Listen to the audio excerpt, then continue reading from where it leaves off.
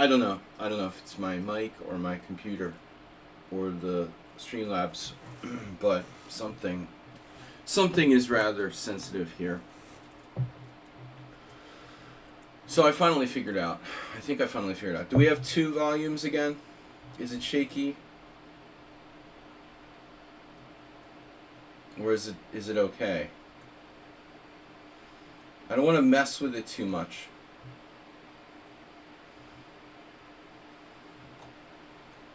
Does it sound okay now? Please don't make me mess with it again.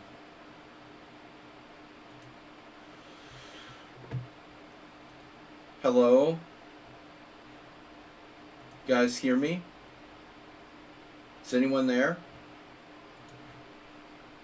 0 viewers? Are we even live?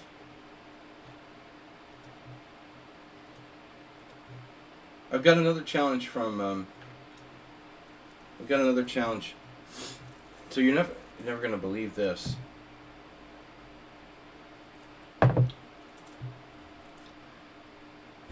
The Godfather variation was played last year by Sandy Pan against Abasarov or whatever his name is. Can you believe that? All this time I've been working on this, The Godfather, and Chandra Sandipan knew about it, had played it last year and lost, but he played, it was clear that it was like well prepared. Anyway.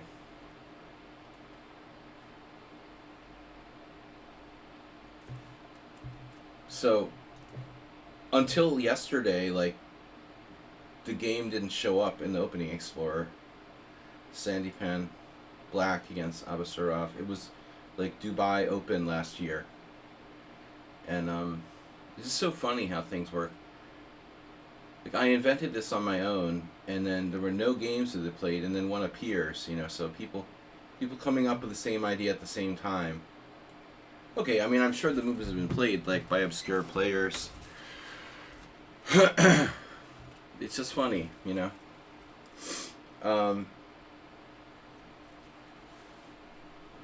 have a terrible score with this, but I believe in it. I believe that it's almost sound.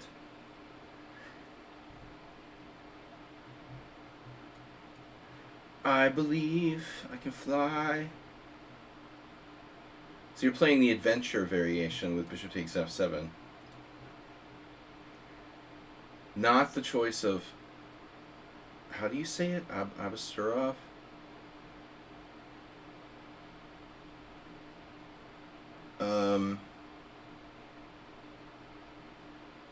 So d6 should be played sooner rather than later.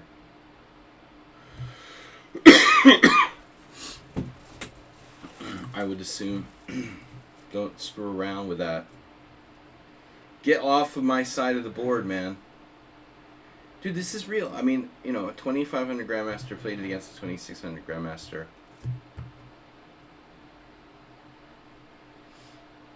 USA might...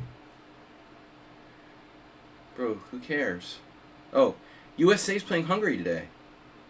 They're not going to lose to Hungary, bro. They're not that bad.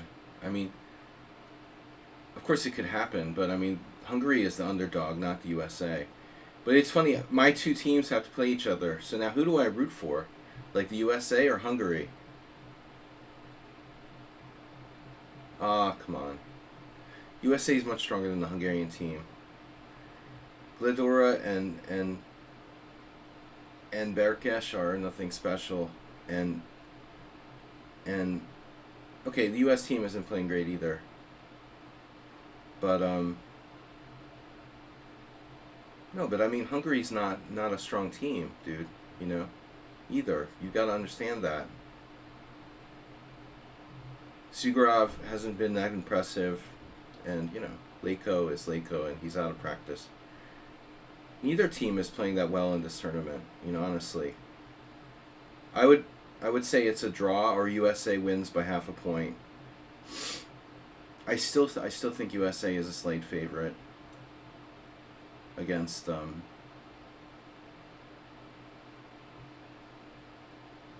you know.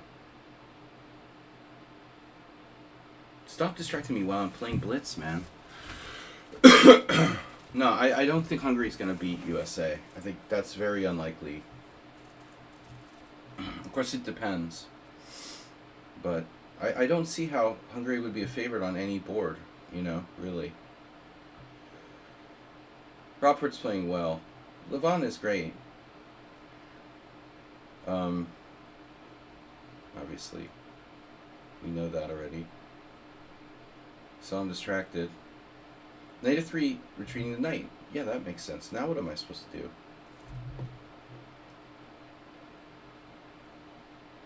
Should I do... No, I'm not going to do h6. Although you could. Bishop g5 check. Wait a minute here.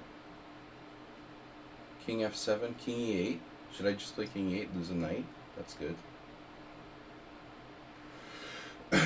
I'm hallucinating. Wow, I'm actually having active hallucinations.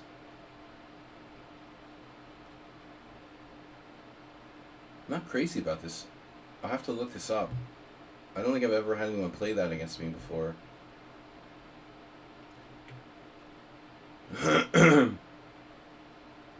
Not crazy about this. I am up a piece. Peace out.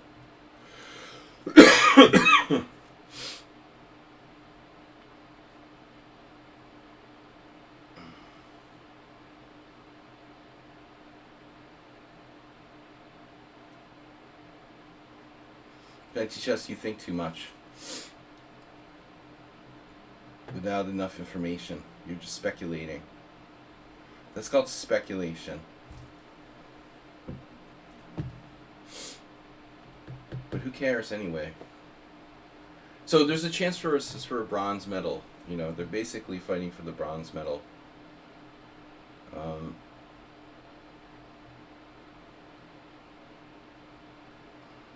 You know what I didn't understand, like yesterday, how did like Iran lose 3.5 a half? They were actually at some point standing okay. And I thought, okay, maybe they'll lose by half a point. How did they lose? How did they lose like 3.5 a half? Okay, the Iranian team isn't that strong. They have these random guys on like the weaker players on the lower boards. I don't know who they are. But still, how did they manage to lose 3.5 a half? They were like almost winning on one of the boards yesterday.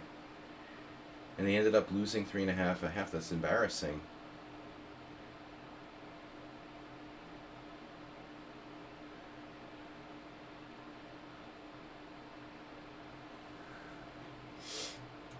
They should have won by like half a point. They ended up winning 3.5 a half, dude. It's ridiculous. So obviously India wins the gold automatically. The question is who's going to win the silver and the bronze. And USA Hungary. I feel like today is like the bronze medal game,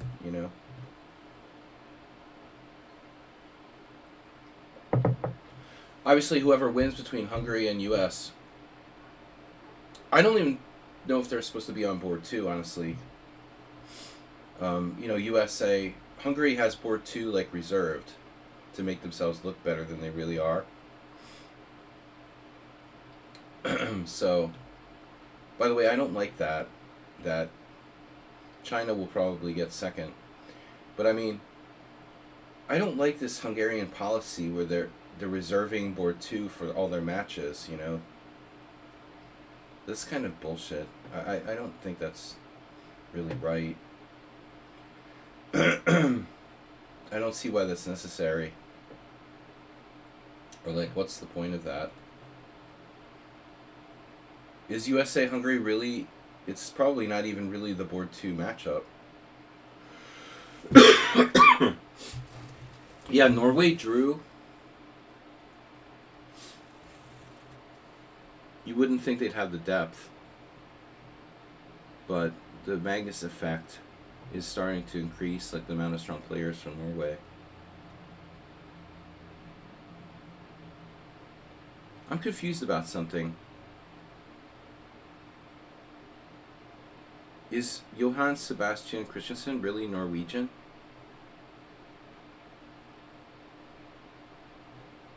Is he actually Norwegian? Oh. I guess. Alright. I wasn't sure if he was like from a different country originally, but alright. Anyway. So he's playing board 3, right? And Aryan Tari is board 2.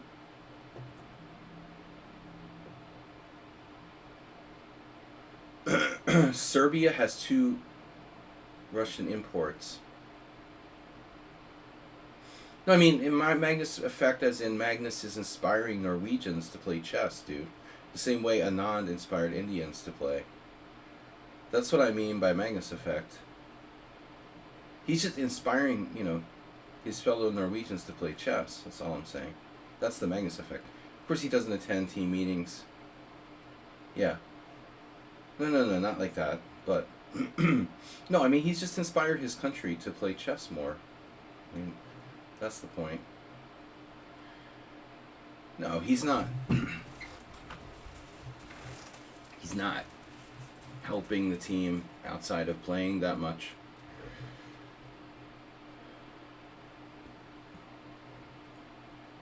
For some reason, I thought Johann Sebastian was like Swedish or German or Danish or something. Is he really? Is he really Norwegian? Johann Sebastian Bach. I guess his parents are classical music fans, so.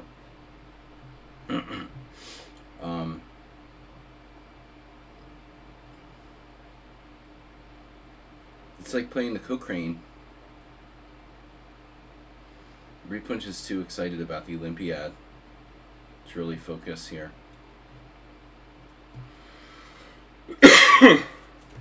This game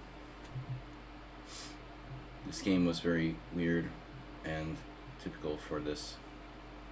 Weird and typical, that makes sense. Not unusual for this Cochrane. The Cochrane Gambit. I almost played the Cochrane Gambit.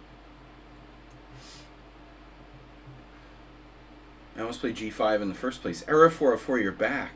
Oh man, finally. Been waiting forever.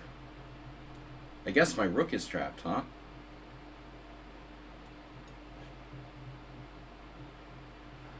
Glomp. There's a lot of pawns you got over there. But I have three pieces for a rook. We're gonna need to be willing to give one of them up, I think. Oh no. Oh no, check. I don't think that's a good move. You need to use your pawn amoeba. You're blocking your pawns. Pawn amoeba. Error 404, we missed you. Where have you been, man?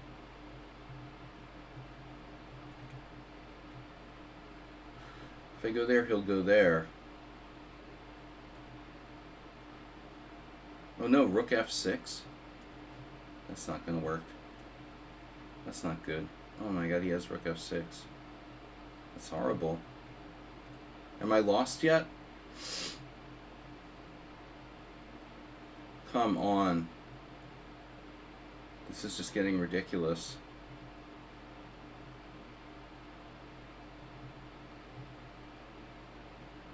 What? Now you've gone too far, man. You've gone too far, man. You had to work a lot. The man is not suffering from Hungarian work ethic, I call it.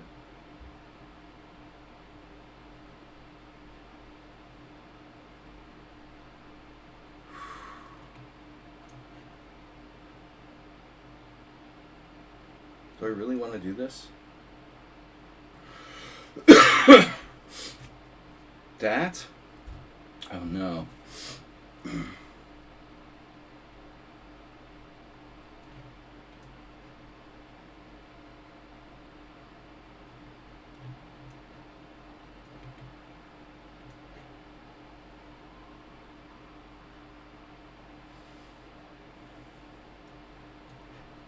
Horrible game. We're gonna have like 100 cent upon loss for both sides in this game. Absolutely horrible. Horrible play by both sides. Check. Check and take. I need to get my bishop in the game.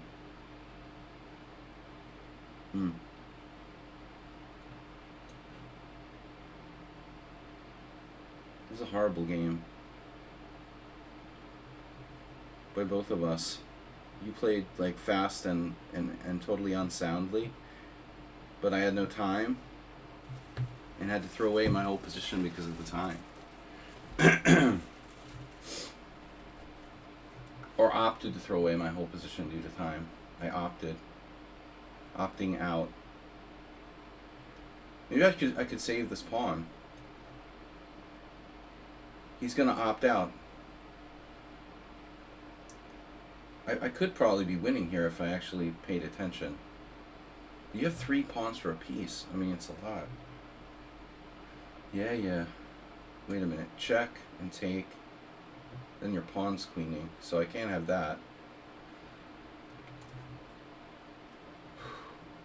I need the bishop. We're gonna need this bishop to function.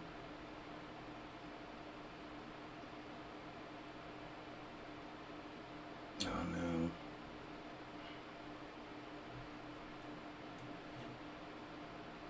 Probably perpetual. No, my bishop's blocked. I like have to take a draw.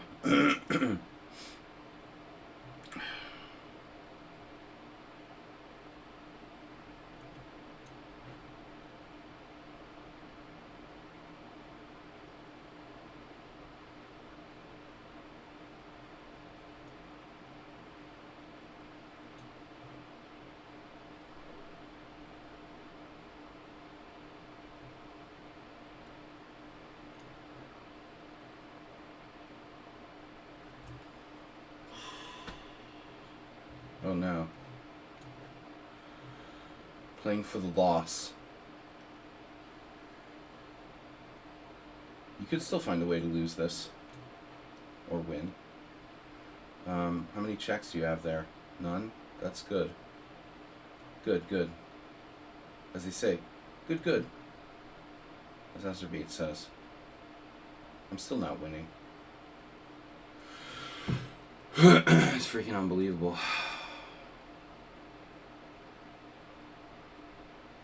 We're gonna play the whole stream and one game, and that's it. 30-minute, 5-minute game.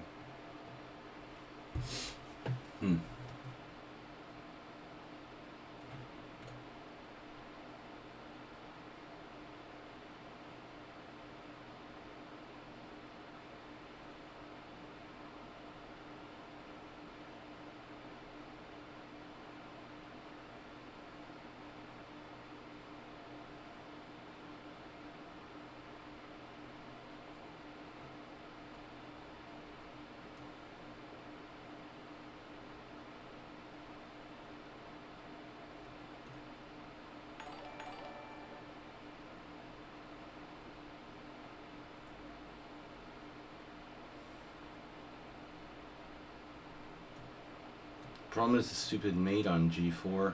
One of the problems.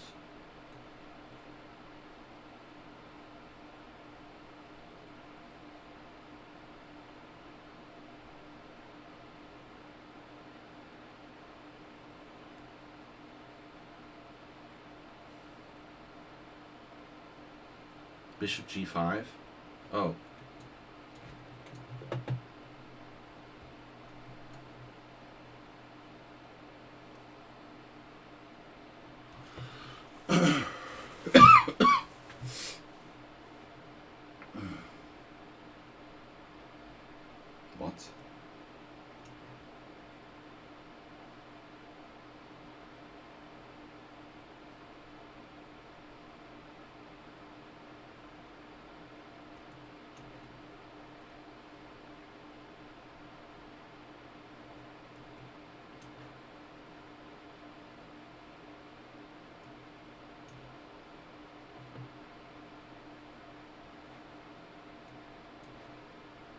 Smells like a draw anyway.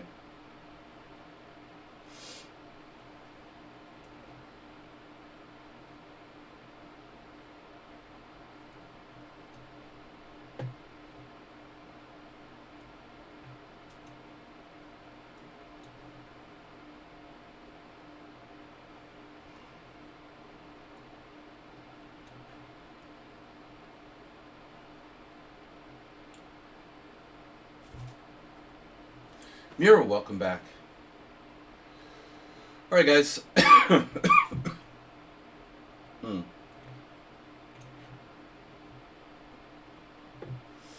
we having fun yet?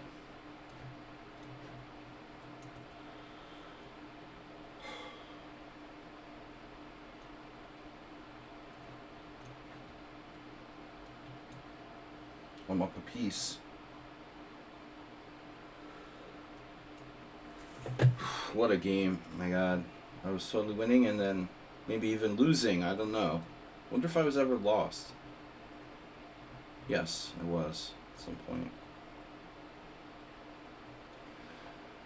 What a terrible game. Thank you. Thank you for a terrible game. Look at that. The worst game I played this week. This is like awful, dude. The chaos. Everything was okay until around move 23. Not such an easy position to play.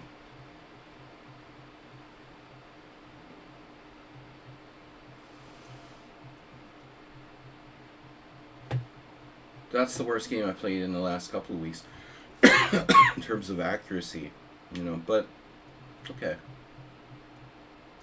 That happens when your king's walking around the board on move 4. You know, naturally, the king's gambit, the Cochrane gambit, you know, stuff where your king is exposed is going to be, and the other guy's a piece down. Olympia distraction. Yeah, you really distracted me there. I'm socially, you know, isolated. So it's easy to distract me with talk and banter. Especially if it's about chess. I didn't mean to play d4. I've been playing all e4 all the time lately, but again, my focus, no focus. I've got no focus.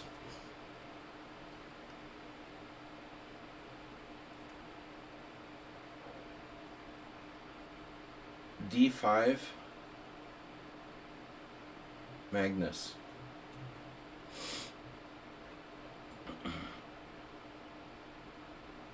I had a Peter Spidler, rook takes f3. That's a Peter Spidler? Damn. Spidler gets credit for, like, the second most famous exchange sacrifice in chess. Alright, let's see. Bishop g2, c5.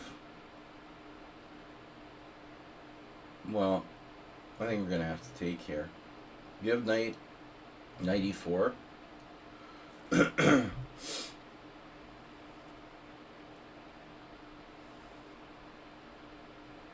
In the opening? What? Rook takes f3. I didn't even have a rook on f8 until like move 15 or something. What do you mean the opening?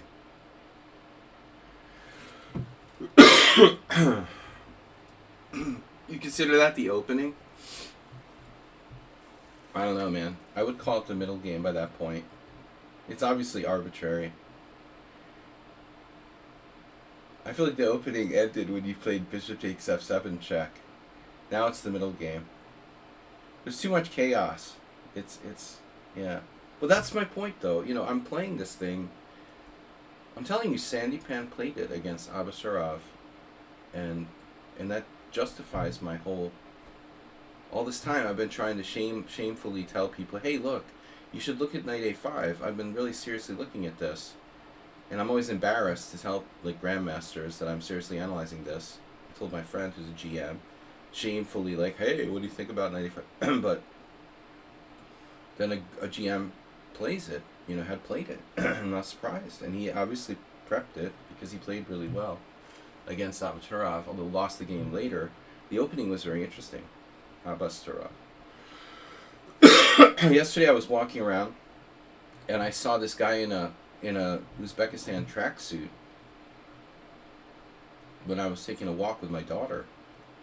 It was around 1 o'clock, 2 hours before the round, in a district that wasn't that close to the venue, but definitely I've seen other players in the area.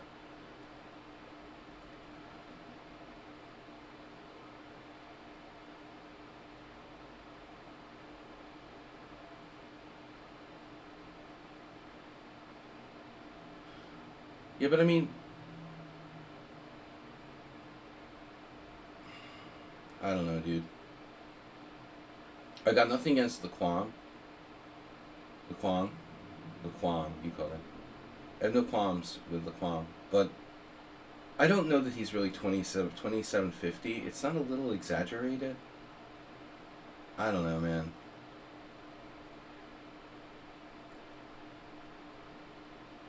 I don't understand the rating system at all.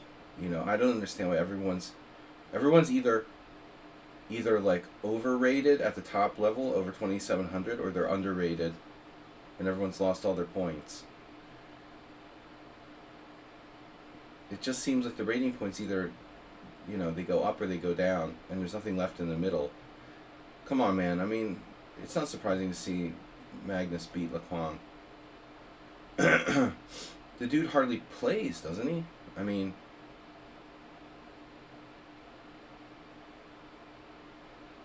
what am I doing here? Okay. Fancy Chess talks too much. You're distracting me again, and it's not even your game.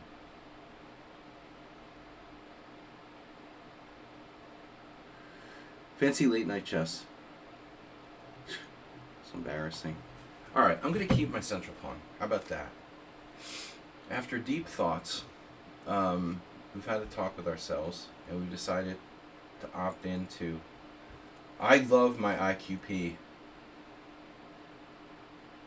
I feel like playing Magnus is hard. You're psyched out. But, I mean, is Lequang really Magnus caliber player, dude? I mean, okay, he's the best player from Vietnam. I don't know what his deal was. He was in St. Louis, I thought. So I don't understand his deal. I don't understand anything about it. I don't understand how he's 2750. But there's a lot of players like that. I don't understand how they're 2750. How are there so many players who are 2750? Where are they getting those points? I'm seeing, look, Hungarian, I'm like, they've got the lists up for the Hungarian Team Championship. And I swear to God, the entire list of every team, everyone is like 100 points lower than they used to be. Everybody. Like, all these players in the Hungarian second division rated between 2100 and 2400. The entire league has lost an average of 75 to 100 points. There's almost no players anymore. There used to be tons of players who were in the high 2300s, 2400. There's like nobody left. Like, everybody's lost all their points. And Quang Liam is walking around 2750. Everybody's 2750.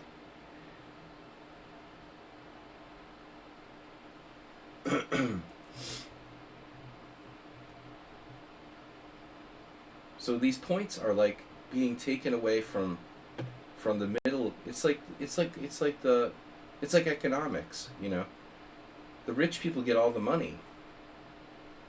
But I don't think the ratings are accurate, Lequang is like 2695 in reality.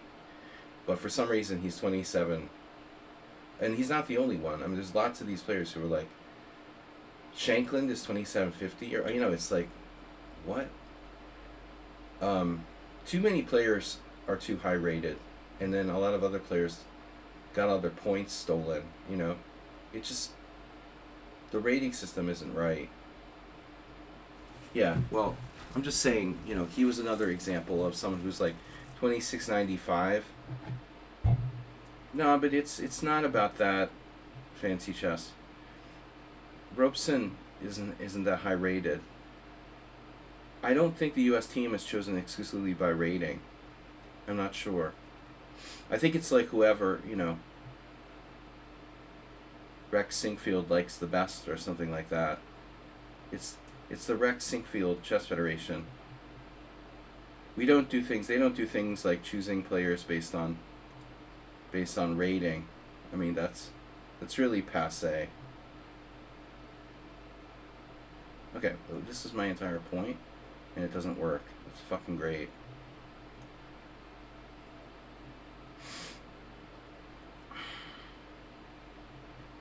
I'm just saying, teams don't necessarily choose their players. I don't see how Robeson. I don't see how Robeson gets chosen ahead of Jeffrey Jiang, and other players like Shankland.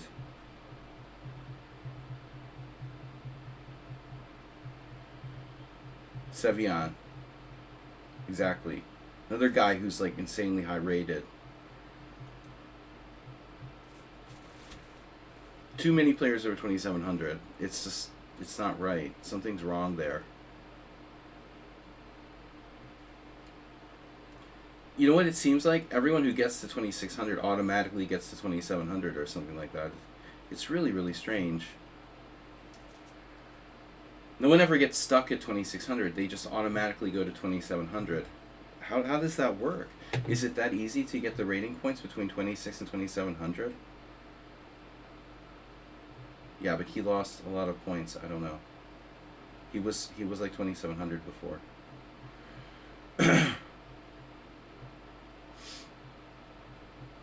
Jesus Christ.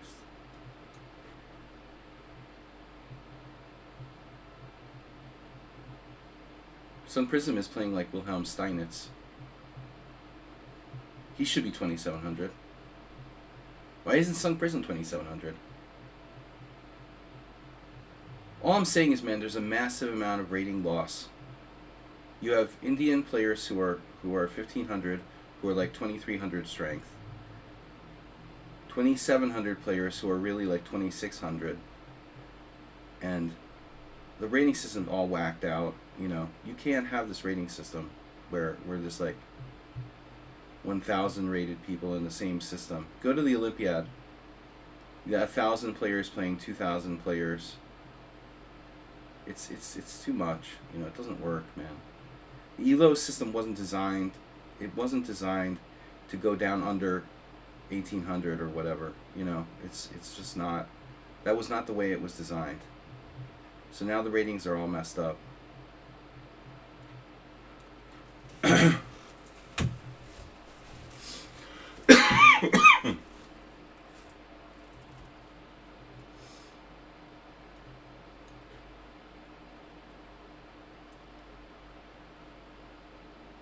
Speaking of Russian grandmasters, they have two very strong Russian grandmasters on Serbia team. And then Ivic, who's actually like Croatian. Serbia is like the new USA, where like most of their players aren't even Serbian.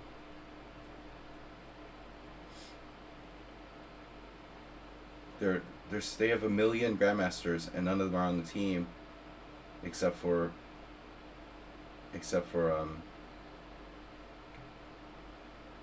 obviously Indic.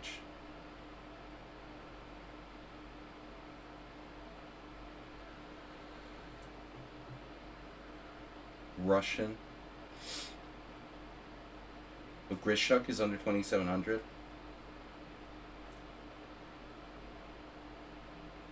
Yeah, but England got a top Russian GM, Vityugov, but he's played kind of badly for the Olympic team. Wow, Grishuk is under 2,700. That's pretty sick. Well, there's more evidence of rating deflation. I would think Grishuk would still be like 2,700 when he was like 60. But he's still younger than me.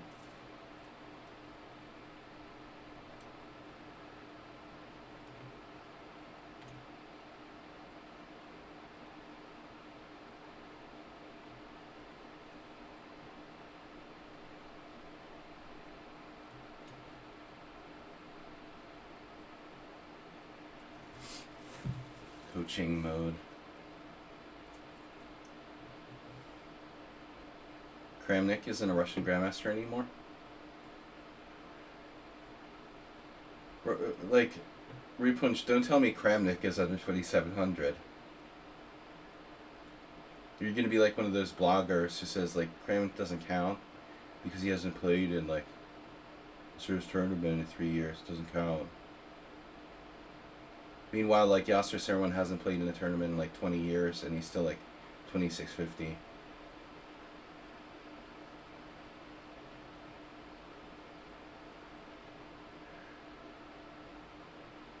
I don't know what Sun Prism did, but he suddenly, like, got a lot stronger.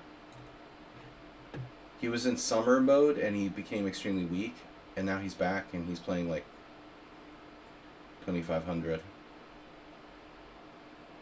Maybe losing on time in an equal position.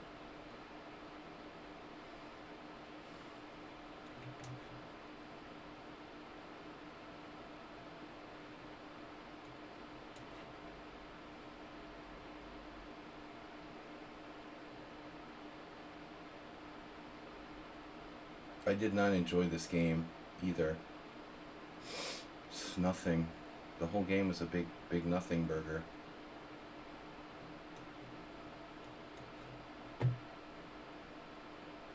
Jesus.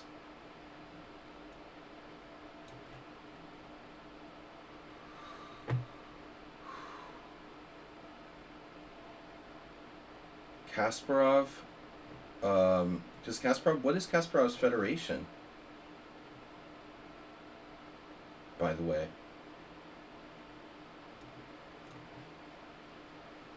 Now I lost the pawn.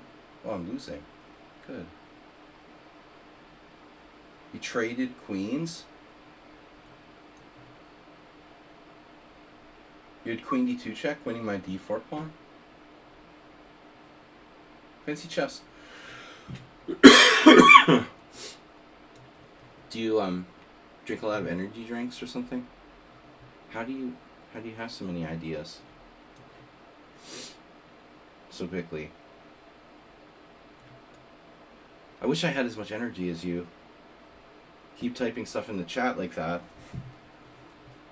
Kasparov's federation is still Russia. Political statement. I guess he's like the chess Navalny. That's interesting. Well, it's a political statement. Yeah. He wants to say he's like not abandoning his country by choice. You know, he's like a dissident, basically. I mean, since he's so buddies with Rex and stuff, you'd think like he would have changed his federation.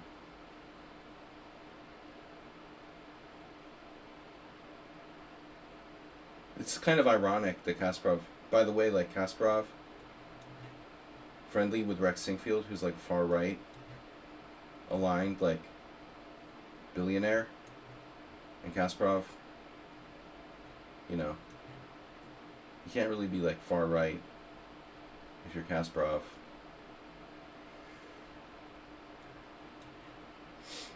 But money is money, right? We'll take our sponsorship from anybody. It doesn't matter. We don't care if he's a far-right billionaire. We don't care if he supports Josh Hawley for like senator in Missouri. As long as he's paying Kasparov, it's okay. Anyway. All right. Error 404 not sound.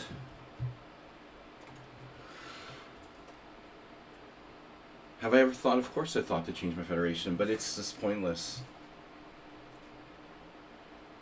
I wouldn't derive any benefits of being Hungarian. There's practically zero benefit of that. Better to stay... Well, there's one benefit of changing my federation to Hungary. The only benefit of changing my federation to Hungary would be that I could play in the European Championship. And that's the only benefit. But it's just not worth it for that one thing. It'd be the only reason why I would change it. Usually the European Championship is a really good tournament. That would be a great opportunity to play for a GM Norm, for example. but it's just not worth it. I had too many opportunities to play in like round robin tournaments with the U.S. Federation, so I never changed it.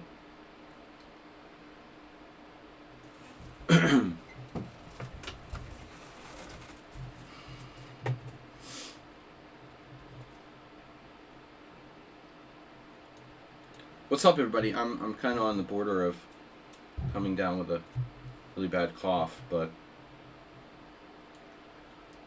Bishop E3. Well, I'm definitely not playing the Pierts against that. And Knight C6 doesn't really make sense. So you could play B5, but I think E5 is still dangerous there. This Queen F3 attacking the Rook on A8 in some lines. What I'm wondering is the E5 take, queenside castles, etc. Like, this is still fine for black, right? E5. But do I have any other options? Knight D7, very passive. G6, probably a bad Pierts. Although A6 isn't such a bad move, actually. If you played G6,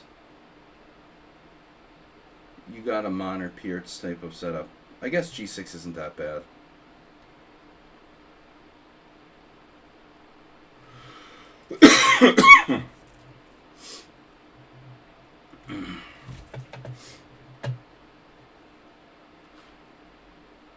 If you were 27 years old and rated 2370 and a billionaire sponsoring gave you like 10 million.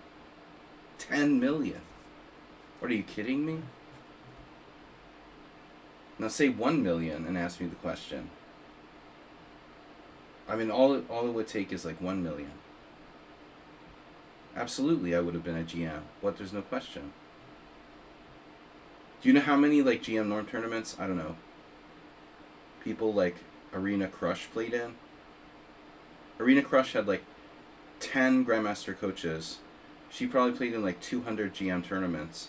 Eventually got the GM title, you know. That took a lot of money. I mean, I don't think it would have, you know, 500,000, 300,000, I don't know, you know. I just didn't have this extra money. But it wasn't just that, you know. I could have done it for sure. But I wasn't devoted enough. It's not just about money. I also blame myself. Part of the blame is my own work ethic and stuff. I should have made GM. I should have been. I had enough opportunities. I didn't have as much as Irina Crush, but I had enough. You know, I should have been able to do it on a budget, but I was distracted and lazy, but that's ridiculous, you know, $10 million. What are you, Indian or something? Who needs $10 million to become a Grandmaster? I'll do it on a budget. I'll do it at 50 on 500,000. Puppet YouTube IMs? Having million? No, fancy chess, of course not. I'm a talent, man. Are you serious? Do you think I'm a puppet? I am. You think I'm like not better than Gotham Chess or something? Or Eric Rosen? Of course I was a better player than those guys. It's not even close. You have to have a certain amount of talent, you know. I'm not saying like puppet average IMs can do it, you know. I mean, you've got Eric Rosen and Gotham Chess who are basically like glorified FIDE masters. I mean, I was strong, you know. As you saw, I came close to 2,500. You know, there's nobody like Gotham Chess or Eric Rosen would never get close to 2,500. You need talent and you need money or resources, and I didn't have enough of the two, you know. I mean, I probably did actually, but my work ethic was too low. I needed more money or more work ethic. But you know, I blame myself. But it's not like any IM can become a GM automatically. That's okay. The other thing is, and this is really important. I had a lot of bad habits that I developed as a young player because I didn't have any coaches. I didn't have any coaches till Roman when I was like a FIDE master already. You know, I was already in FM when I had my first help from Gingy, so it was very late in the game. I've already developed a lot of bad habits, and it's taken me like the last 30 years to kind of like reteach myself. You're self-taught. I didn't have 10 grandmasters coaching me, you know. I had to teach myself with my friends' help, and with the help of a million people, like little by little. Interesting. Nowadays, like, yeah, every little kid whose parents are like from Silicon Valley, like, have 5 grandmasters coaching them, or they they grow up in New York City. Their parents are rich. All these guys, like, I don't know, Hans. There's tons of examples of the New York City based players who become title players. They all have like 2 or 3 like GM coaches. Obviously, I didn't have that kind of resource. So Grandmaster wouldn't have been easy for me, but I could have done it, I think. But I wasn't willing to sacrifice everything for that.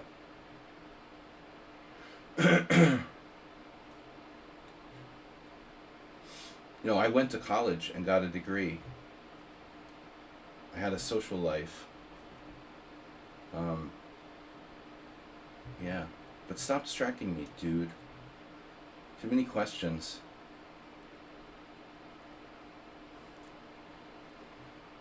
Life is about regrets. If I was 27 years old and rated 2370, I wouldn't take it from a right-wing billionaire. Maybe like Mayor Bloomberg.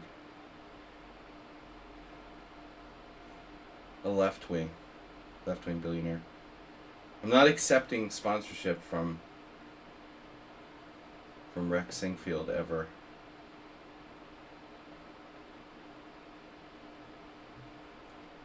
All right.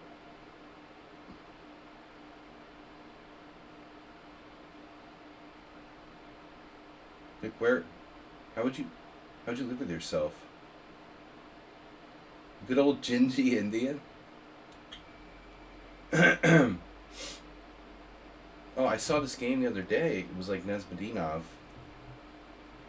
Nesbedinov played the modern, and he played like a very like early Gingy Indian style game.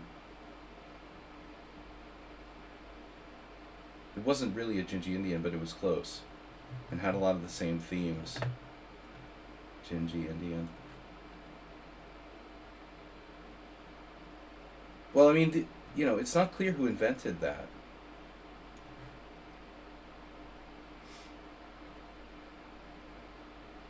I don't know enough about it. We used to call it the Hergot because Canadian IM Dean Hergot was the first one we saw playing it back in the late 80s.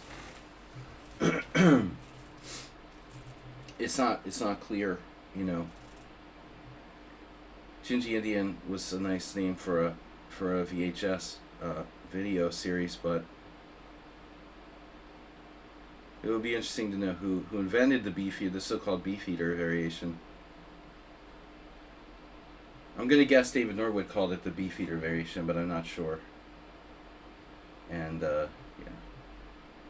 Anyway, Rook B1.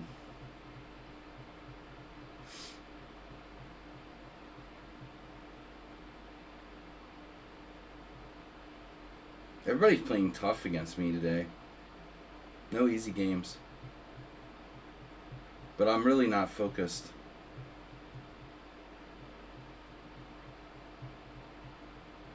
Okay, I have a cold.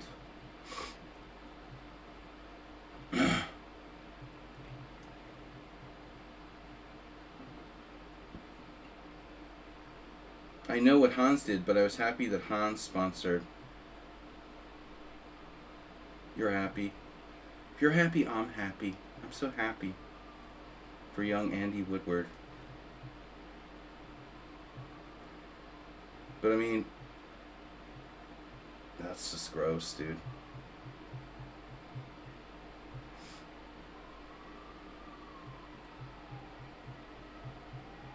Hans is gross. Hans is toxic. He's such a... I got AI to design like a merged Hans and Elon Musk photo, which is really funny.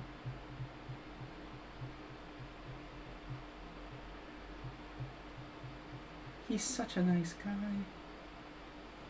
Alright, dude. I don't know. But I mean, that guy doesn't, he shouldn't get credit for that dude's, like, achievement. I mean, he was already very strong for his quote-unquote sponsoring. It's like jumping on the bandwagon. You see a good talent, you jump on the bandwagon and say, hey, I sponsored him. That guy had been playing all over the place since COVID. What do you think of Kramnik coaching? I don't know, man. It seems very odd, like an odd choice, Mr. Anti-Computer. If Kramnik is all about, as he claims, wouldn't you think it's strange? I mean, for somebody who's like Mr. I'm against online cheating. Right, I agree. I think it's very strange. But at the end of the day, it's like Kasparov and Rex Sinkfield. Everyone has their price, so it doesn't matter if he's a cheater if he's paying me, was Kramnik saying, is what he's saying. As long as he's paying me, I don't care if he's a cheater. I mean, that's what we're talking about here, basically.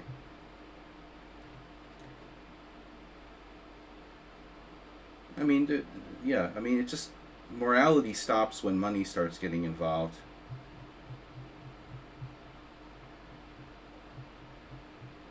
There's no way with Kasparov's politics he should be like buddies with Rex Sinkfield. Yet he is when it comes to like getting a prize or whatever, or getting to play. It's funny how we all lose touch with ethics and morality when money gets involved.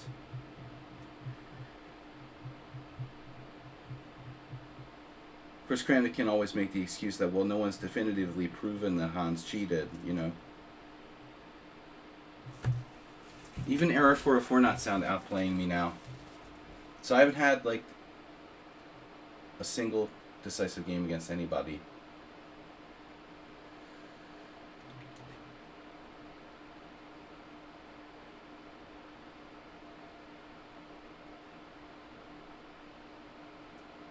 Only chance when on time.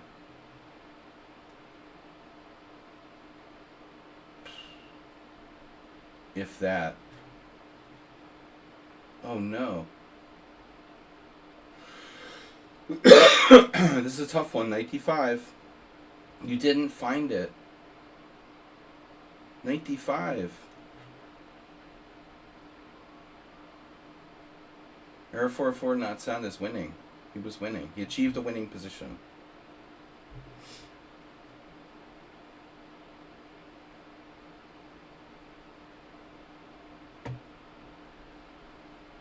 Alright, this conversation is stopping now. Analysis board. You should start your own, like, chess gossip column or something, Fancy Chess. So, where's the graph? Jesus Christ, I was like lost. So you played better and better and better and better and better this whole game until the end. And then I was lost. You had 95 here, winning my c7 pawn. It also prevents rook f4, which I missed initially. So after this move, I have to play rook g6. I just lose this pawn for nothing.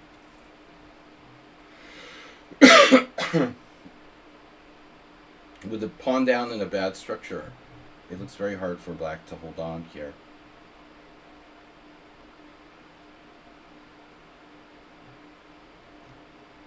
That was an impressive game. I'm proud of you for not playing pawn takes pawn, though.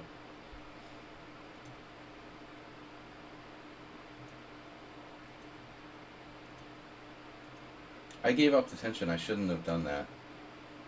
I don't know. You see, I'm not. The computer likes it actually, but I'm not sure. Yeah, maybe I didn't have a choice. I could have played bishop e7. There's nothing wrong with bishop e7. This is probably better. I don't think I should give up the center. You know, I mean, I played a6 in the Philidor exchange variation. It's not that great. I'm just having trouble focusing. All right, Mule Skinner is up next. Yeah, good job. Trainer said, "Where you been?"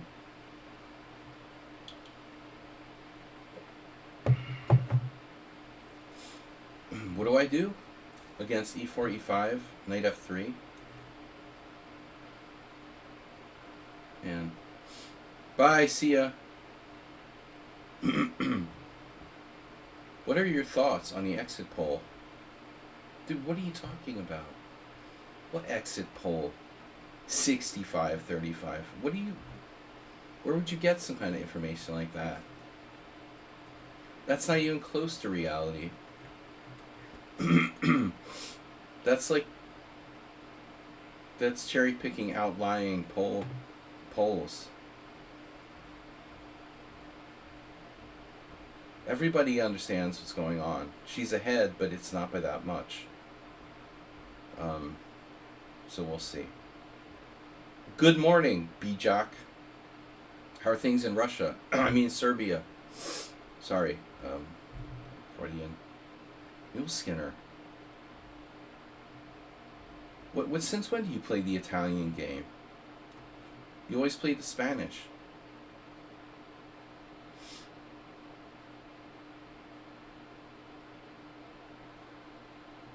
Imagine that, fraud. In our world today, and we still have to deal with fraud. Unbelievable.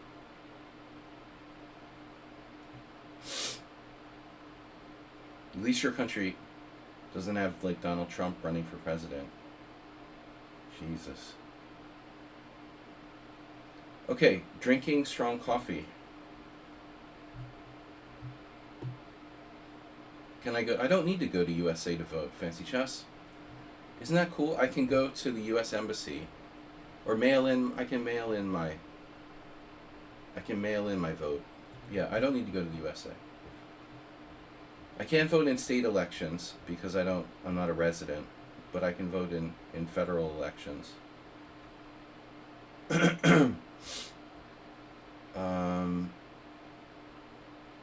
It's like I pay federal taxes, but I don't pay state taxes. But it doesn't matter.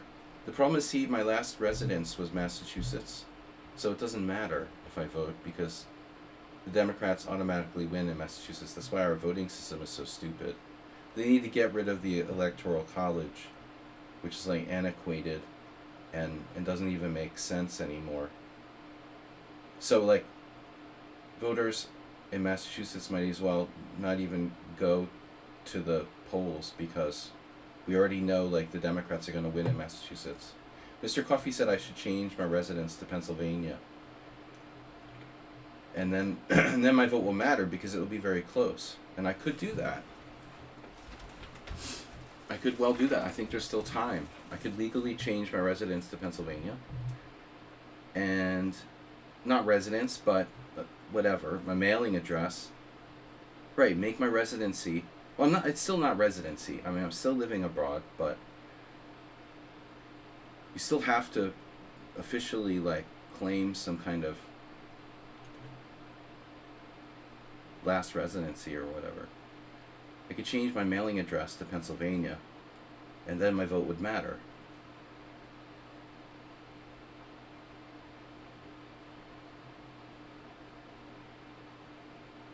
It's certainly going to be an interesting fall with elections. Got lots of wars, elections. You were talking to my dad earlier. Jeremy Silman played a tournament here. He lost to a guy and said Alaska sucks. Oh no, it must have been Brian Smith. I don't blame him.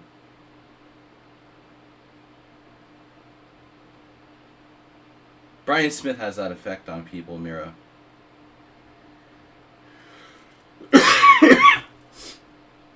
Speaking of right-wing conspiracy theories, I don't mind the guy, like, personally, but he's politically very Alaskan.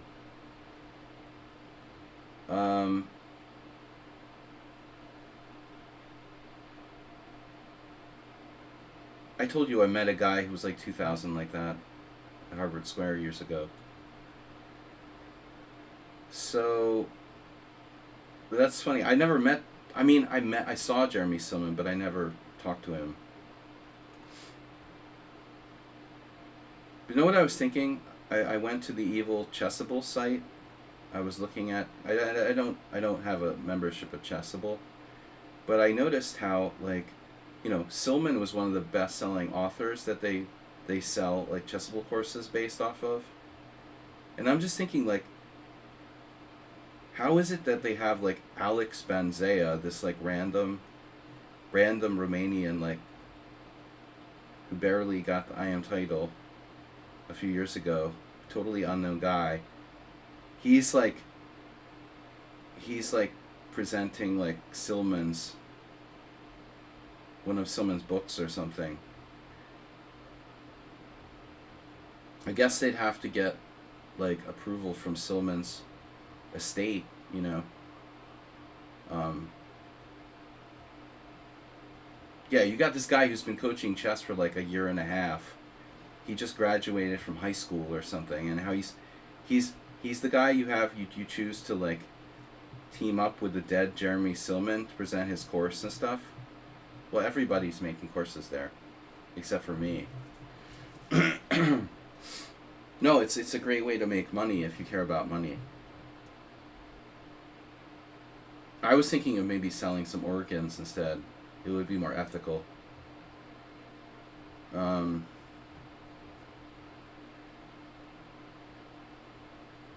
No, if I make content, I'm gonna make it myself, and I'm gonna promote it and sell it myself.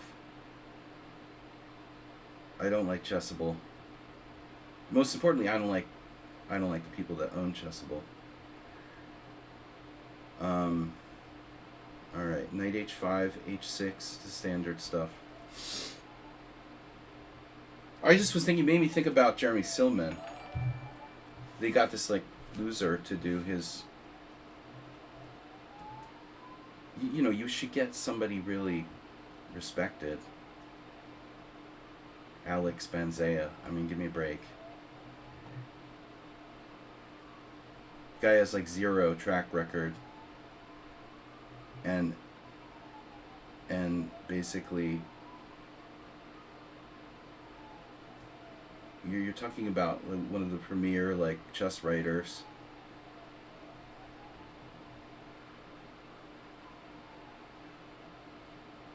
I mean, Silman died, but if you're going to get somebody to team up on his material, exactly, you get somebody, like, respected, not some noob, you know. That's just embarrassing. That guy would... And he's basically making money off of Silman. You know, I think that's kind of a disgrace. This, like, random guy. After all of Silman's work. Right, it's a clown. The guy's a clown. He's just a scammer. I mean... Probably not a bad player, but he has, like, 0 experience coaching people. And as a writer, he's non-existent. You're taking a guy who was a legendary chess writer, not some content creator for TikTok chess videos, and how to beat people in 10 moves, like Canty in the London system. I mean, it's all about, like, it's just all about fake surface promotion. There are good material things too, but fake surface promotion makes the most money.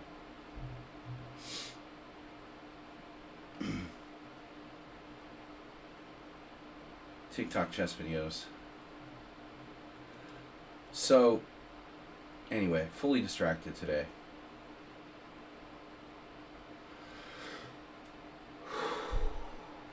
We gotta stop this. You gotta stop this talking to me during my blitz games, Fancy Chess. You should distract me during a rapid game or something. When I have more time to be distracted. I've been unable to focus completely today. But I understand Mule Skinner's like repertoire change. He was always playing the Spanish with white. Where's the Gioco Piano coming from?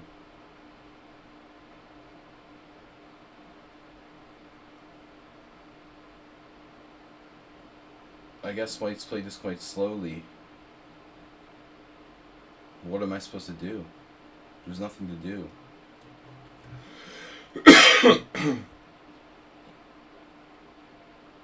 That's deep. B-Jock. Knight F4. Yeah, maybe I should have. It doesn't really threatening anything. It doesn't really threatening anything. What are you threatening anything? Yeah, Knight F4 was a normal idea. I honestly forgot HG was covered twice. So maybe I could have opted for that. Now there's a threat of things. Losing on time again. Constantly losing on time. What's happening here?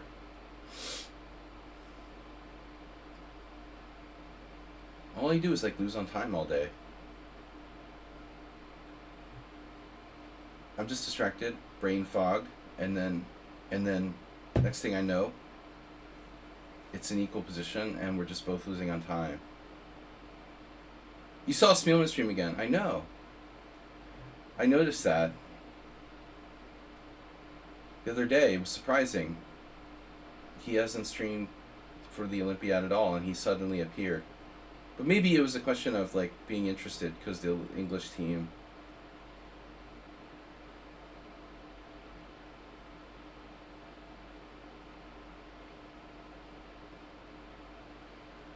I know. I haven't been to like the chess commentators union meeting lately, Fancy Chess. But I'll let you know at the next. But I think we got Kamala Harris's endorsement. I mean, I think we're going to endorse Kamala for president.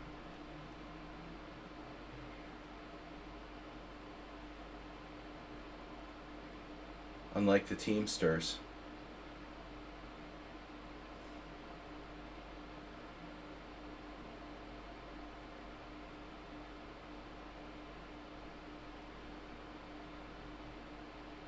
Jesus, what are we doing here? Kamala.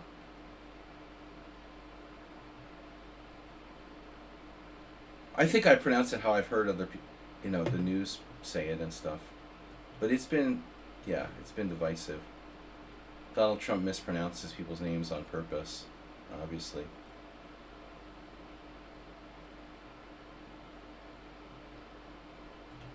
Okay, I guess I didn't know, but I assumed it's a Indian name.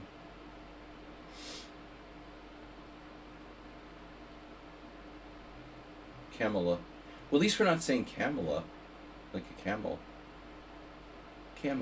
Kamala. That's the way my mom would have said it, by the way.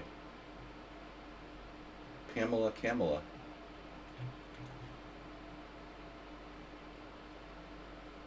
I just say Kamala. Probably it's Kamala. What? That was a knight. See, we played a good game, and then one player just gave me a knight. For no reason whatsoever. So it was a perfect game up until move 23. I've been trying to play the Italian game with white, but the opening is pretty boring. Kamala. The other day I went to an Indian restaurant and I didn't know how to say, I didn't know how to say Rogan Josh. There's like this type of Indian food. Because I'm living in freaking Hungary, and everybody says, you know, Josh, Josh, Rogan Josh. And they're like, I'm living in Hungary, and everybody's like, yeah, Rogan Josh. And the waitress is looking at me like, what are you saying? I'm like, how do you pronounce this? But this isn't politics. I had to ask her, do you say J like Americans or like Europeans? But they write it with a J on the menu, which is actually misleading because I'm in Hungary. If I see a J on a Hungarian menu, I'm automatically like, yo, yo.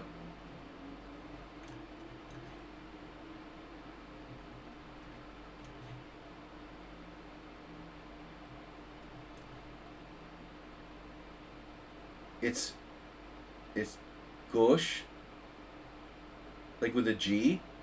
Oh my God, there he goes with H4 again.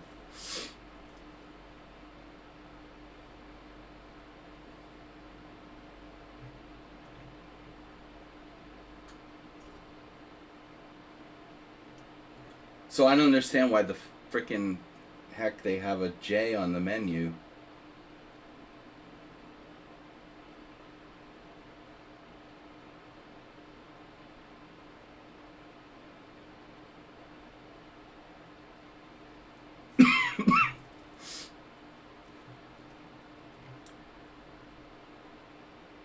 Yeah, what are we gonna do now, man? Take?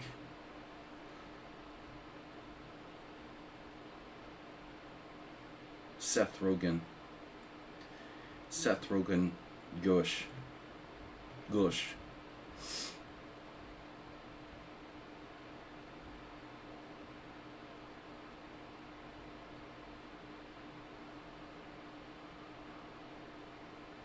The H4 is...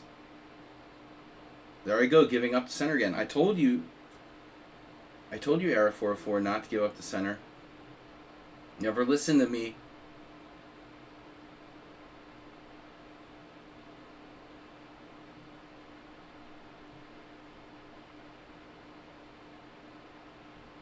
What am I going to do now? You know what I'm going to do. No. I don't know what I'm going to do. Shoot. Yeah, this restaurant was real Indian people. Yeah, I mean, they don't really have fake Indian restaurants here. I mean, they're pretty much like restaurants run by Indian people. They're not like Hungarians pretending to be Indian or something.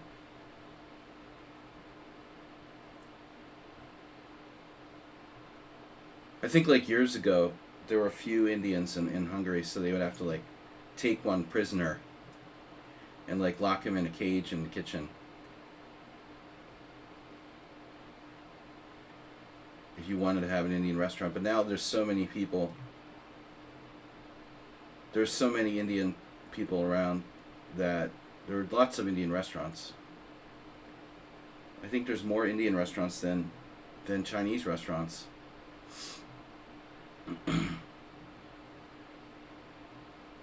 friend of mine came from Bratislava and was like, we don't have any Indian restaurants in Bratislava. I was like, what, are you kidding me?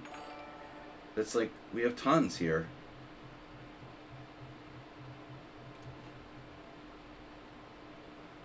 There are lots of immigrants, or like just not immigrants, but like workers from India. In the last couple of years, it's been a huge influx.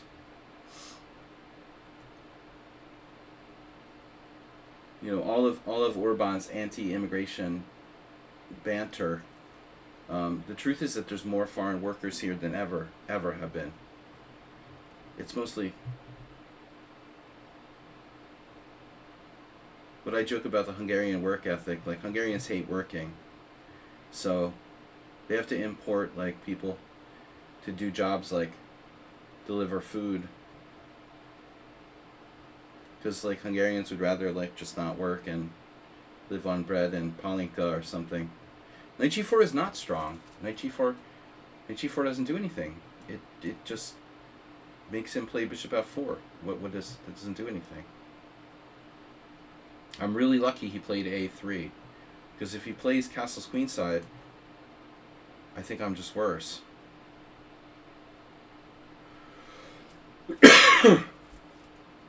I think Hey It's Miro or Miro XD. He apparently seems to be afraid of b5, b4. I don't know, maybe knight b4, but his a3 was a big mistake.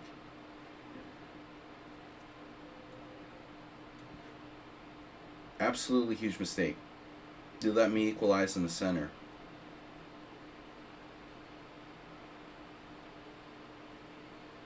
Oh, maybe the Hungarian workers? I don't know, man. Yeah, Hungarian workers, but Roma don't count.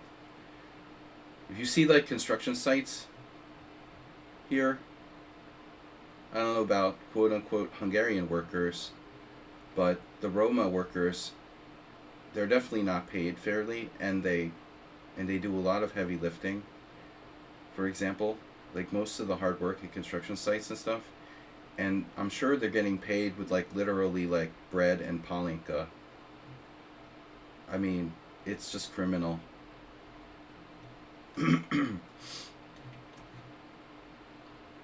There may be some kind of law in place, but it's Eastern Europe. I mean, well, it can't be worse than India, right? It's not, but still, these type of laws aren't enforced, like minimum wage or whatever. I mean, everybody's like working black, under the table. They're totally badly treated. You go to any construction site, you see it's mostly Roma workers, and they're definitely not getting paid, like, properly.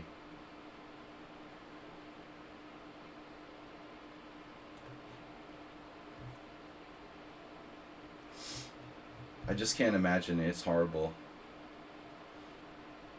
They do a lot of hard work, and they probably get paid almost nothing.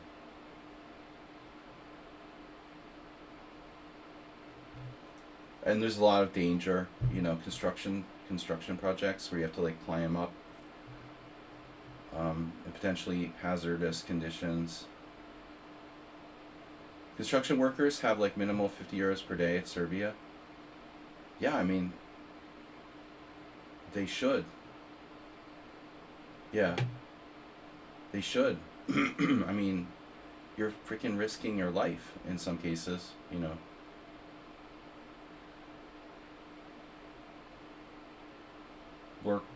Working conditions on construction sites in Central Eastern Europe and the Balkans can't be, like, safe.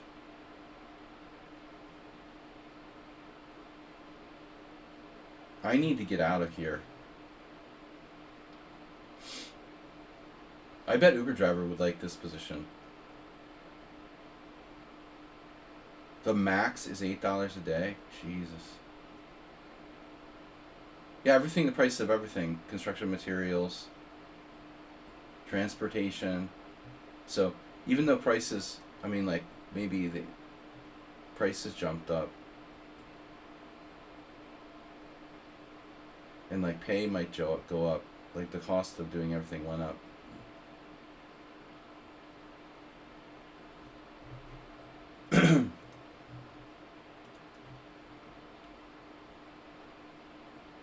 Man, I'm not getting out of the openings with good positions today. Maybe equal at best.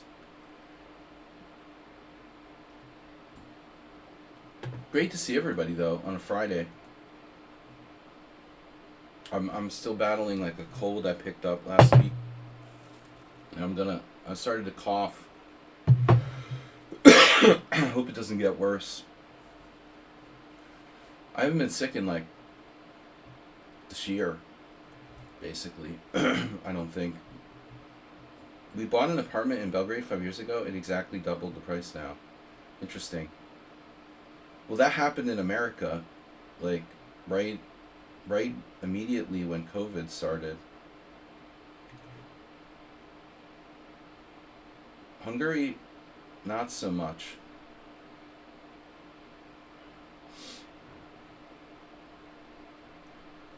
My apartment is still not really worth more than I bought it for 20 years ago. Well, not 20 years ago, but like, okay, 15 years ago, 14 years ago, I bought this apartment, and it's still probably not worth much more than it was.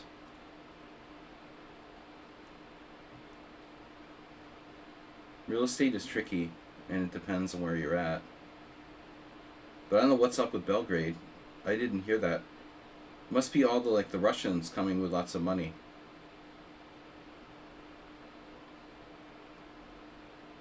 I heard something like 30,000 Russians moved to Serbia since the war started, and they have like 11,000 businesses or something like that, dude.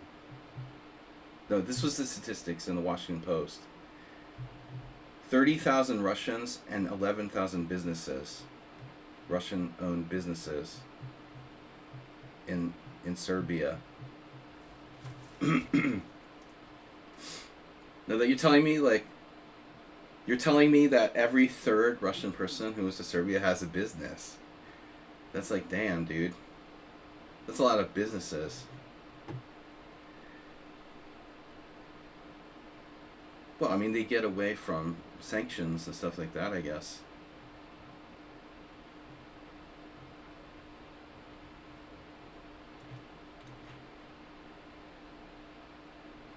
There's the Orthodox Christian, connection.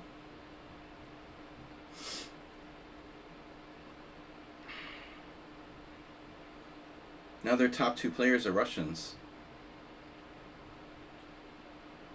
I mean, I'm sure there's some in Hungary too. Yeah, it's definitely going to make apartment prices go up. Rents here have really gone up. Not so much like buying prices, but rental prices have increased in Hungary, so a lot of people in Budapest. Kasparov's current world rank is 2. Wow. He's up there with Yasser Seirawan. That's ridiculous. Yeah, the rating freeze, man. Switching. Rent went way up here too. A lot of people can't afford, but that's the case everywhere. We have a lot of expats here. Probably not so much in like European and Western expats. That's why Hans went to Serbia. Hans was in Serbia for a long time.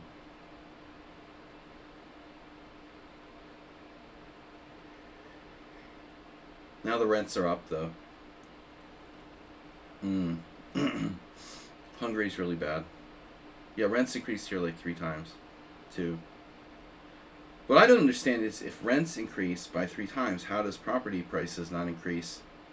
Because by default, if you're renting, if you buy an apartment and rent it, you're making 3 times as much. Wouldn't people want to pay more to buy said apartments then? Prices of apartments should go up more, but they're slower to go up, I guess. I love our conversations here. Now where to go? Damn, time. Good playing. Ooh, bishop on h6 is really good. I love me my bishop on a6. Oh, that's a great bishop you got there.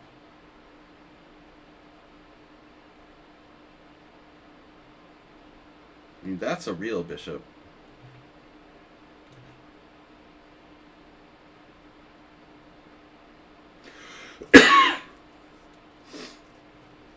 He's losing on time. Miro loses on time.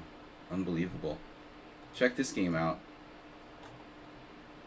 H4 dubious. And then again I abandoned my center. Stockfish says no abandoned center, fool.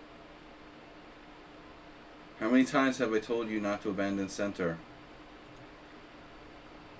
Peter was looking at b5. And why not?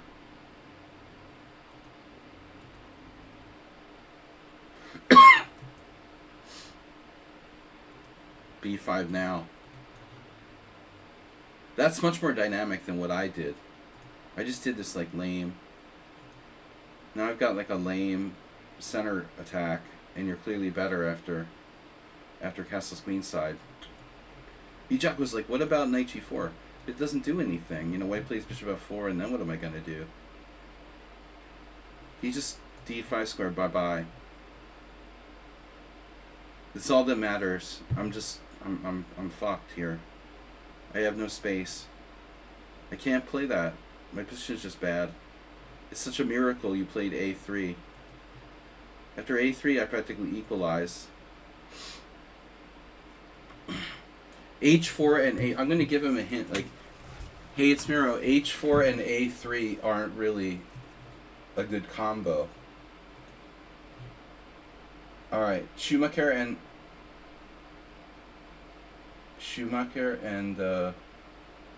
Nefedov.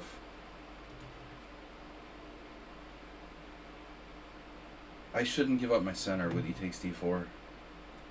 It's just not necessary. It's an all d6 stream. I'm turning into Heinrich Danielson.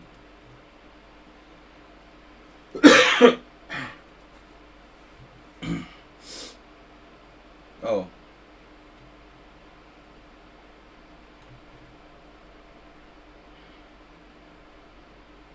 Yeah. So I talked about this. Pawn takes, queen takes, bishop e6. This is my game. No, I'm lying, aren't I? No, maybe, yeah, this was my game. With Danielson.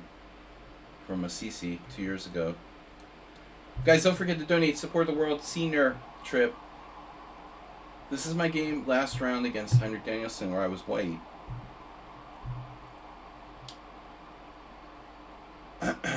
And,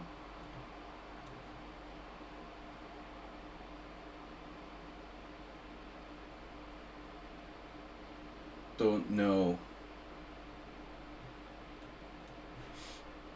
There's also a famous game you guys might not know. Nesvedinov's most famous game where he played Polugievsky and sacked his queen. I think was this variation, but white played instead. You're not supposed to play queen d1, but queen d2. Bijak.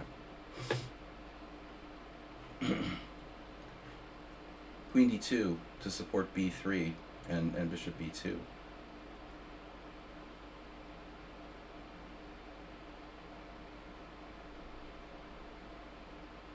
But I had never played this way with white, but decided to give it a try against Danielson. We had an interesting game. That was the last round that I had to win to get a good prize, but I drew, and I got like a bubble prize, like a minimum prize. We got to do better in the World Senior this year, but it's going to be really strong. There's some new players that haven't played previously. Really happy to see Kirill Gergiev is a top seed. That's fucking great. All we need is like more really world-class players to further decrease the chance of me winning the tournament.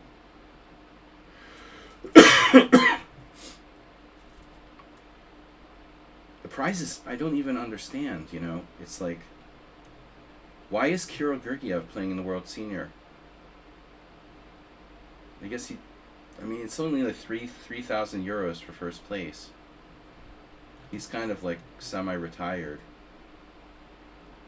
He didn't play last year or the year before. How is he suddenly playing? I haven't seen Michael Adams on the list yet. That's good news. But there was another really strong player or two that was new.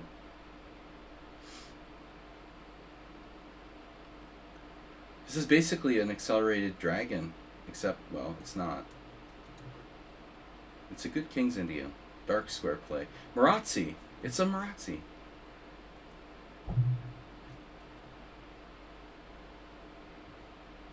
I like black.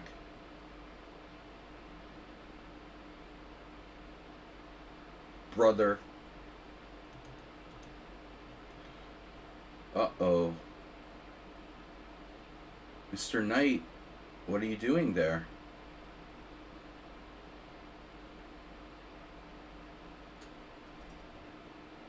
That's not a welcome development.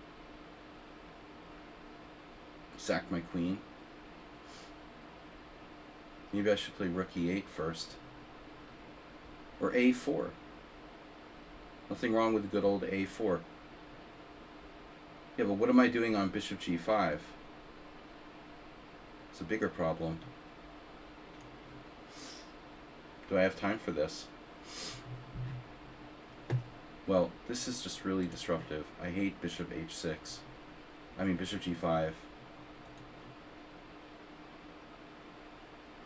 Okay. Queen c2. That's not scary.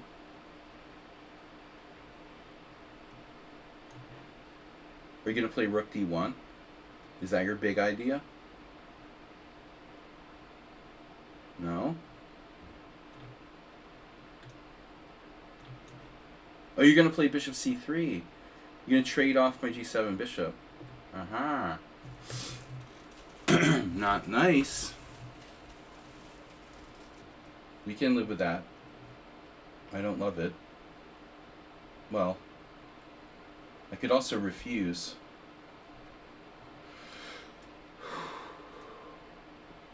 Probably a4 wasn't the best move. I was afraid he would play b4. Play knight e5, knight c5, takes, f6. That knight on d5 is starting to kind of piss me off. That's going to need to go. What about knight e5? Doesn't look right. Alright. So, traded off my kingside bishop. Fine. I can take this knight. Now that my knight is on c5, I can block your play on the c file if you take with a c pawn. I also have knight takes e4. No.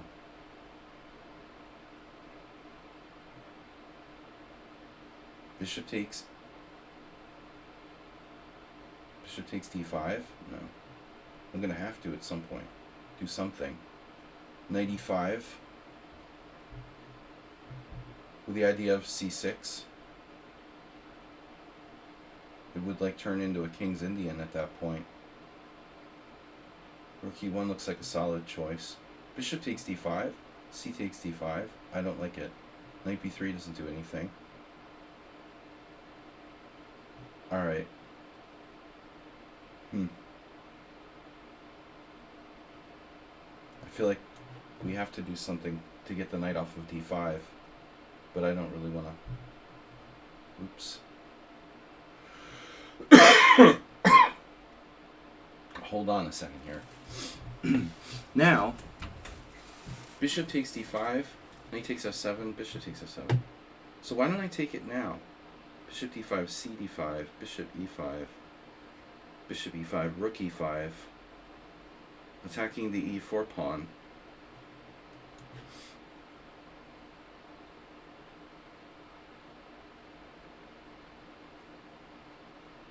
Internetso. It's an internetso.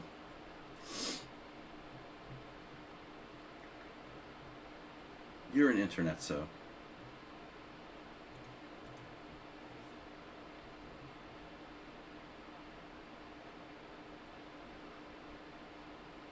I mean, if I didn't take on d5, the problem is, if I take back on e5, he's coming to the d file. My queen has nowhere to go. Pawn takes. Wow. I could play pawn takes and play it like a more dynamic, in a more dynamic way. Pawn takes f4.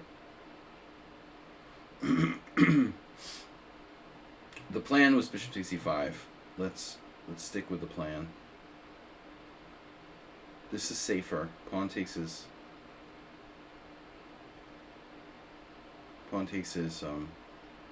way more risky.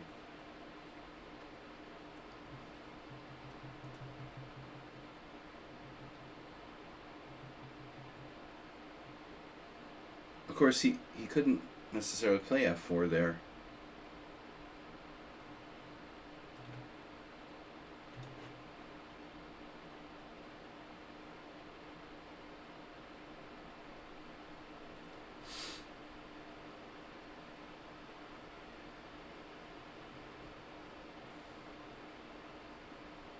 Bad to the bone.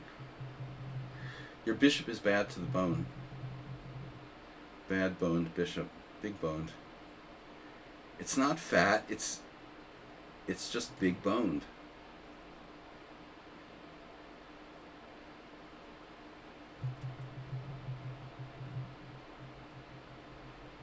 Oh no. It's all coming unraveled now.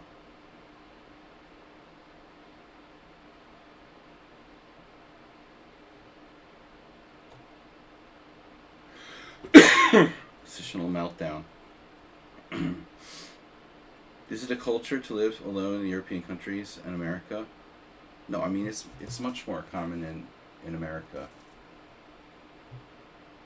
Honestly, fancy chess.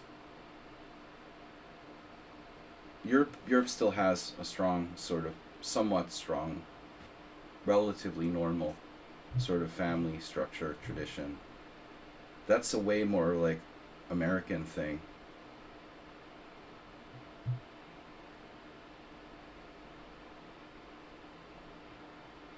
It's unnatural.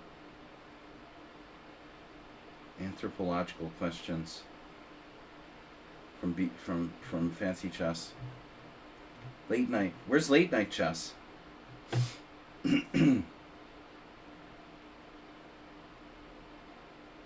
Dude, my mom was like living on her own till she was like 84, 85. I mean, I went and I visited her. But it's also, people's choices. Like, Western people, they don't have like 6 kids. They have like 1 or 2 or 3. Whereas people in Asia have more.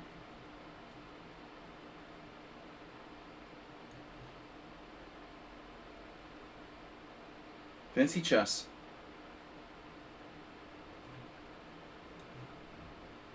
What if a tree falls in the forest?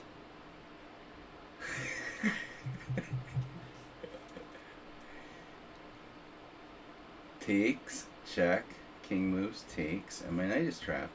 Very nice. Oof. This is really oof. What if a grandma falls in the forest and no one's It's not funny, but this conversation is getting really ridiculous.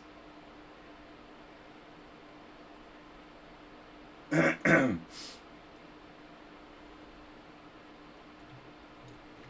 that's why I didn't leave my mom. Like, I brought her to Hungary. I couldn't leave her there by herself at the end.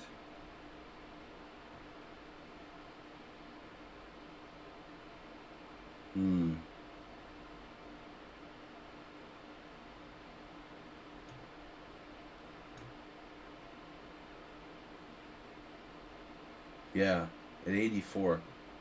Actually older. By that point she was 86.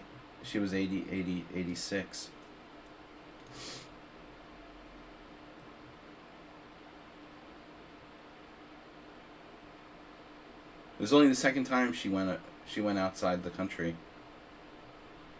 I had to get her a passport. That was weird.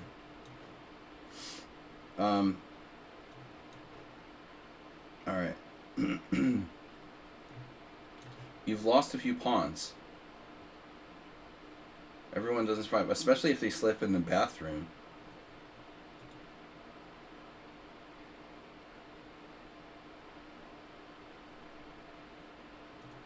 But it's a good thing that we're not like, The Walking Dead.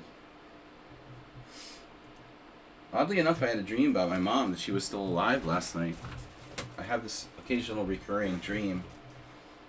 I had a dream kind of all along these lines that in my dream my mom was still alive and like we didn't know where she was. We went to her house and they had like They had like taken her to like an old folks home or something like that. Something like that. But I mean, you know, if you have one kid, it's different, you know, than if you have 5 kids. Your choice. She liked living alone. All right, Nefyadov. Yeah, never take your mom in the forest. Because a tree might fall on her. I'm going to have to start playing the Italian game against Nefyadov because the Spanish just doesn't do anything. It has no effect.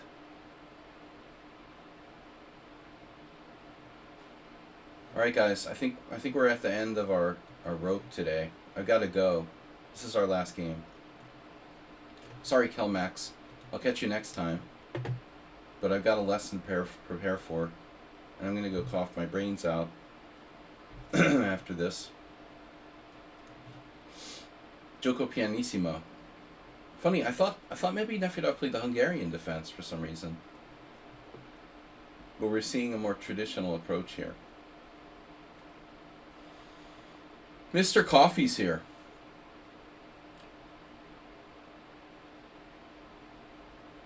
Yeah, I'm watching too much Walking Dead reruns.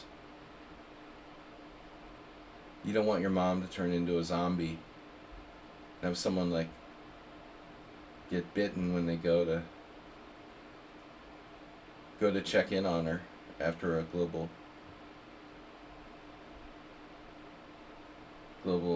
zombie pandemic.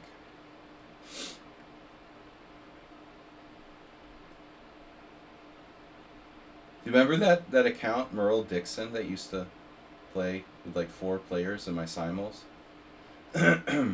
He was really into The Walking Dead, I guess. Merle died in season I guess season 3. He was like a major character. Would you like being alone in your 80s? Well, personally, I don't know. I'll let you know when I get there.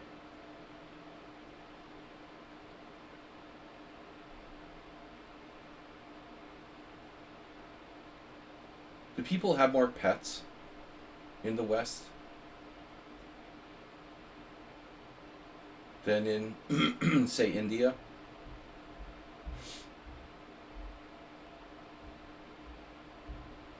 Man, Nefyadov went for the D5. D5. Not a safe approach.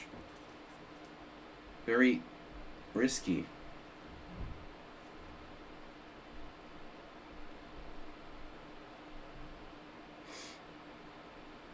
Oh, you can send a beautiful woman instead.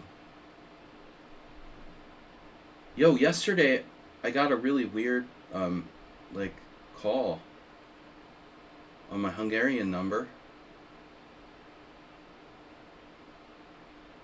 There was this country code. I was like, what is that? And it turned out someone, I guess it was like a spam call, I'm guessing. I had a call from Iraq. I was like, what is that country code? And I looked it up. I was like, oh, Iraq, of course. Naturally, I have a call from Iraq. That's totally legit.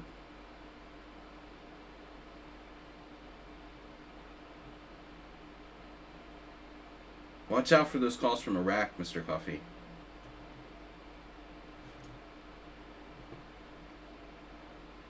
I'm like, hello? Can you please contact Saddam Hussein for me? I'd like to have a match in Iraq.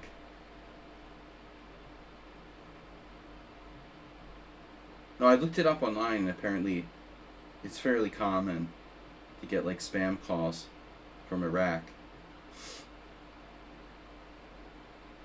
2 years ago they had a team at the Olympiad at the World Senior. They had a team at the World Senior. I don't think they have a team now in the Olympiad though. Yeah. It's a little politically unstable at the moment. Alright, Nef Yodov. I know I can play G4.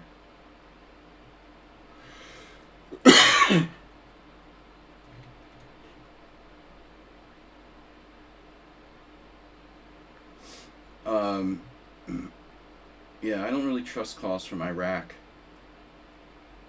I mean, India call centers are a big meme, but Iraq call centers.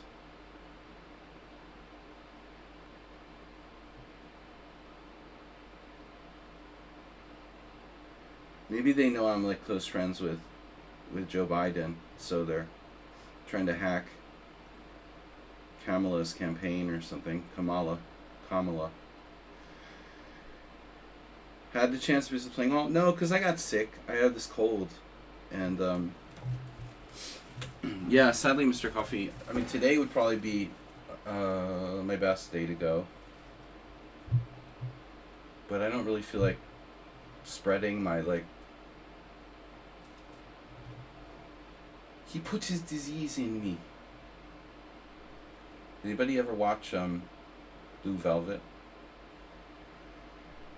You know, don't joke about slipping in the bathroom. There was an actor who died last year. There was an actor, comedian, who died last year, slipping in the bathroom. And then there was another. Isn't it possible that Richard Simmons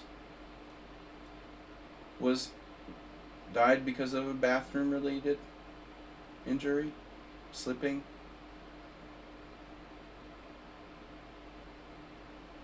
Maybe I'm confusing things now. I think there was some possibility of Richard Simmons too. Wow.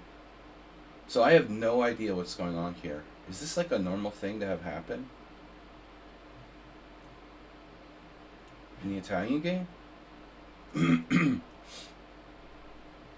Nefyodov? Is that a standard event? What just went on here?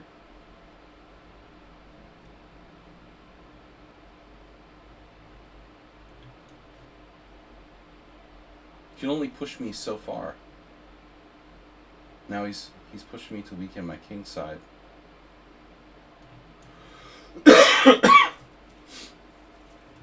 Alright, Nefyodov. He wants it bloody.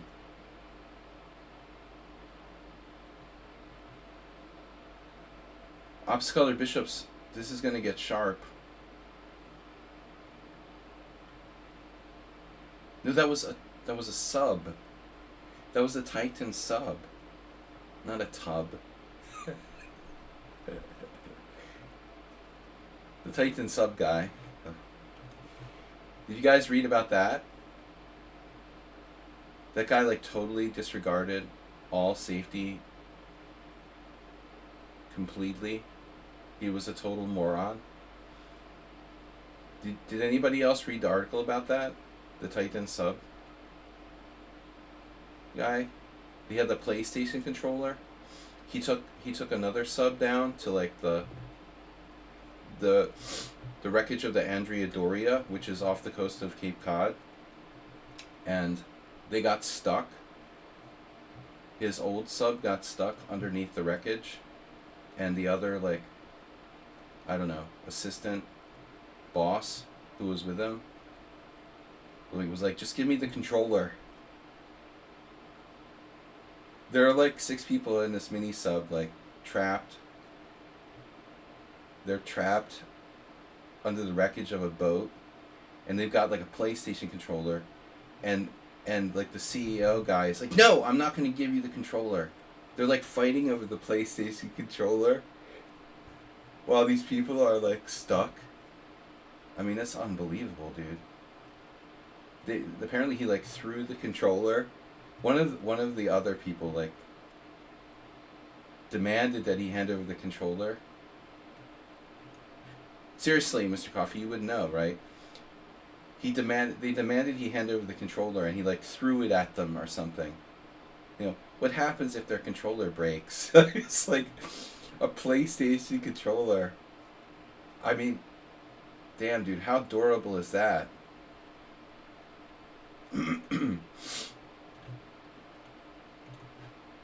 He's like flinging the controller at the other passengers. Unbelievable.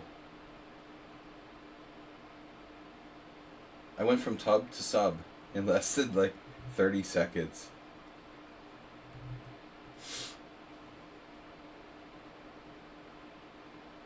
From tub to sub.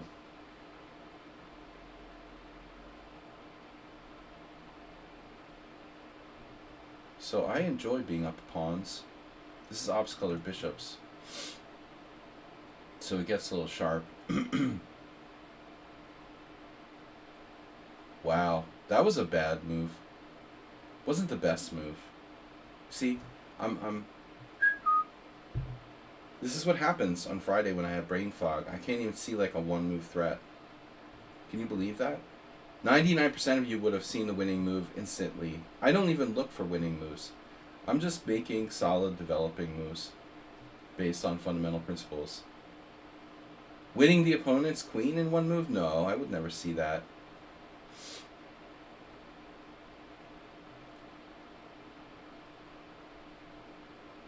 Hello?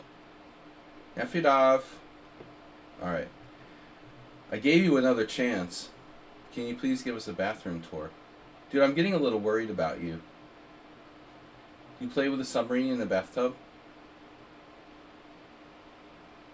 Before I go, I just want to have a look at the opening for a second here. We both made 0 inaccuracy, 0 mistakes. But I was out-blundered by Nefidov. Nefidov out-blundered me 3-2.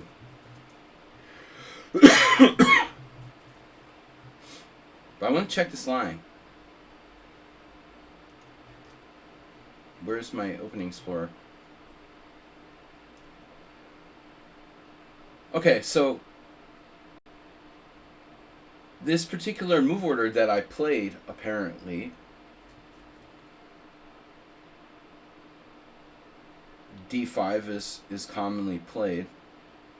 Takes, rook e1, bishop g4, h3, bishop h5, knight on bd2. Wow, knight b6 is main line. Oh shit. So I'm supposed to give up the pawn at d3. I think I saw this once, but I've forgotten about it. I was unwilling. There's also bishop b5 attacking knight at c6. I was unwilling to part with my d3 pawn. Wow, even b4 is a move. Yeah, I played knight e4. But apparently knight e4 hasn't scored too well. But it's okay.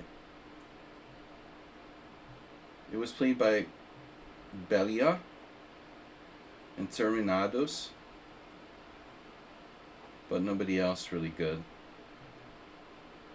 Nefila knows everything. Knight takes c4. Knight takes c5. Well, Johnny Hector played with black.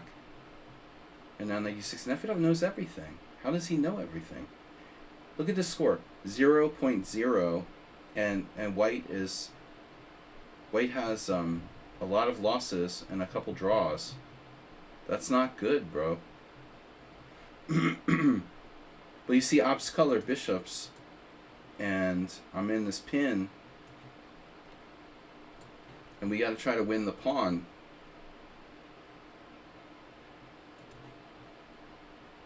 But, you know, he has compensation.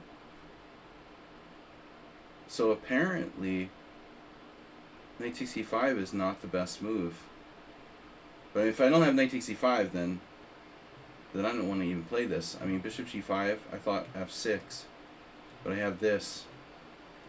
So bishop g5, queen c8.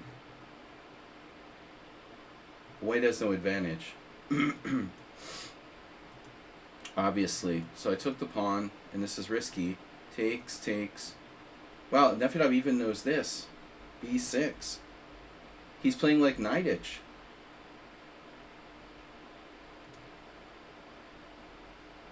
I'm not sure I don't see why you have to play b6, but okay. Knight a6. Now there's a move I'm definitely not going to play. Knight a6. I don't like b3, but I like a6 even less. So we're following these games, and obviously f5 opens up my king side. Yeah, I wouldn't repeat this if I were me. Nefedov just wanted to trap his own queen. Oh my god, I trapped your queen right away. Oh no. Bishop g5, queen h3, rook e3, bye-bye. Alright, Nefedov. Well, we learn something new every day. The worst chess commentary duo? Oh no.